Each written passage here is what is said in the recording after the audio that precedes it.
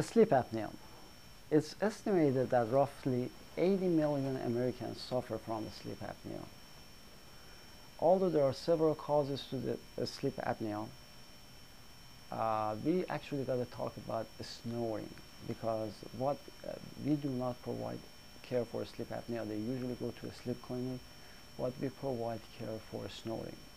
So the question is, what causes my snoring? And the answer is, it's estimated that 80 million Americans snore during their sleep hours.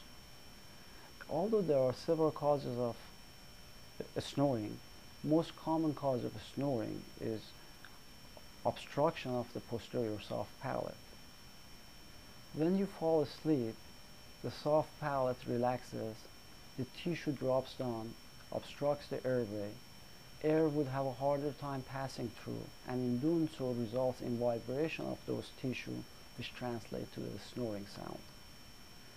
We could help our patients by providing them with a device called mandibular repositioning device, which is a relatively comfortable retainer type appliance that aids in helping or aiding mandible forward and thereby opening the airway, helping patients breathe easier and get a better night's sleep.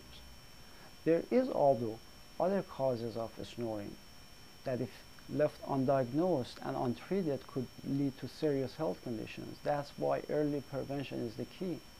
Other causes of snoring could be obesity, alcohol consumption, certain sleep medications, or sleep apnea.